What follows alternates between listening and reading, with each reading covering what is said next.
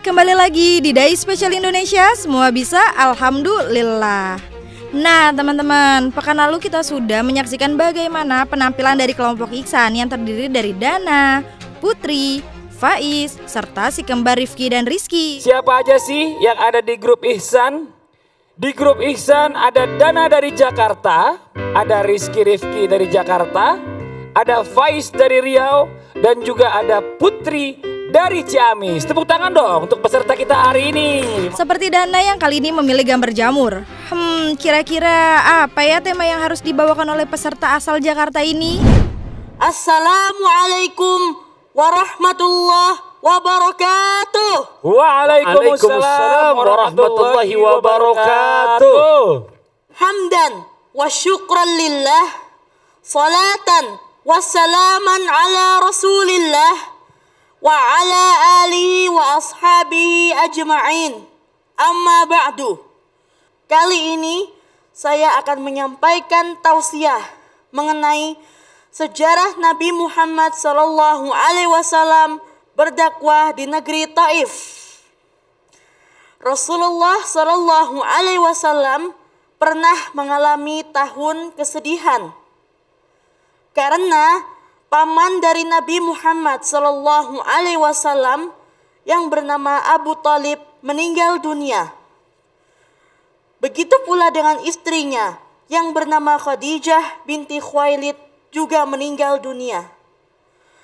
Rasulullah SAW merasa bersedih atas wafat keduanya.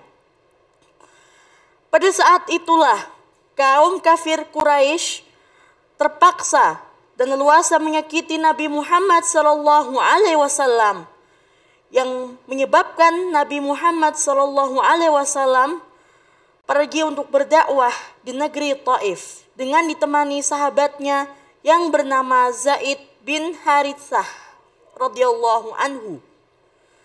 Sesampainya di negeri Taif, Nabi Muhammad SAW bertemu dengan para pembesar Taif. Rasulullah berharap para pembesar negeri Taif mau beriman kepada Allah Subhanahu wa Ta'ala. Namun, kenyataannya mereka menolak dakwah dari Nabi Muhammad SAW. Dana sungguh luar biasa dari kesemuanya, dan dari awal termasuk Dana nih sebenarnya teman-teman yang hadir, teman-teman spesial yang hadir, yang menyampaikan dakwahnya ini sebenarnya tamparan buat kita nih semua. Betul, Pak Kiai. Mereka teman-teman spesial tuh daya ingatnya luar biasa, termasuk apa yang tadi disampaikan oleh Dana tentang materi penyerahan kota Taif. Detail sejarahnya dia dapat menyampaikan dengan hal-hal yang bagus. Terus semangat ya Ananda Dana. Wah, seru juga ya penampilan Dana barusan. Dengan kemampuan bercerita, Dana membawakan tausiahnya itu dengan cukup baik, hingga ia mendapatkan tanggapan positif dari Kiai Fikri Haikal. Putri asal Ciamis juga tak mau kalah. Dengan suaranya yang lantang, Putri yang memilih gambar zaitun ini membawakan tema aroma wangi orang yang berpuasa. Ada apakah tema di balik zaitun?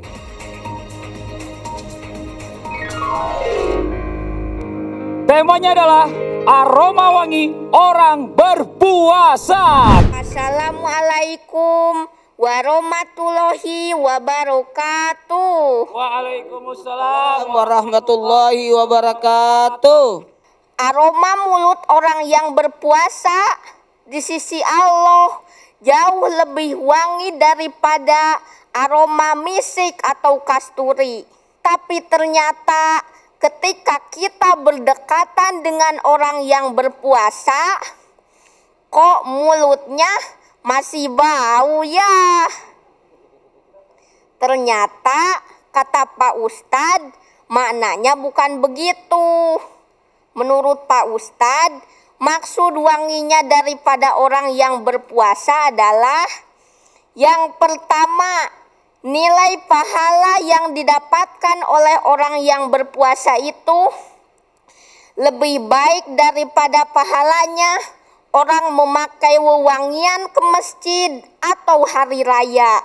Putri mendapat catatan dari ayah Maulana mengenai motivasi dakwah. Dan ini Putri ini membuat kita tersenyum karena memaknai kalimat-kalimatnya, cuma naik turunnya harus dijaga juga. Peserta dari Dumai berikut ini juga selalu ingin menampilkan sisi terbaik dari kemampuannya dengan membawakan tema Ar-Rayyan memanggil orang berpuasa. Ada tema apakah di balik madu?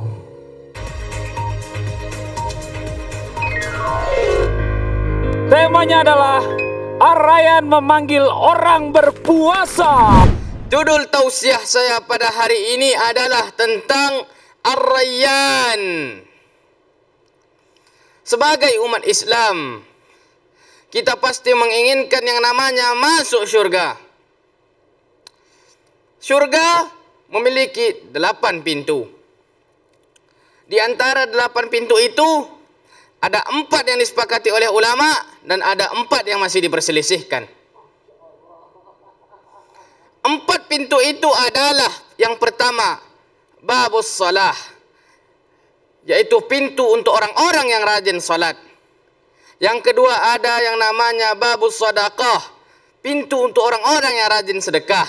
Yang ketiga ada babul jihad, pintu untuk orang-orang yang berjihad. Dan ini dia, pintu yang keempat, babur rayyan, pintu ar-rayyan, pintu untuk orang-orang yang rajin berpuasa. Ar-Rayyan memiliki 3 arti. Yang pertama puas atau lega, yang kedua menyegarkan, dan juga yang ketiga tidak dahaga. Sebagaimana Rasulullah sallallahu alaihi wasallam bersabda dalam sebuah hadis, "Inna fil jannati baban yuqalu lahu Ar-Rayyan."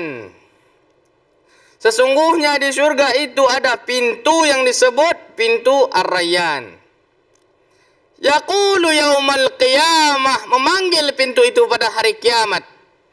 Aina shaimun, mana orang-orang yang rajin berpuasa? Hal lakum ila Ar-Rayyan, apakah kamu mau ke pintu Ar-Rayyan?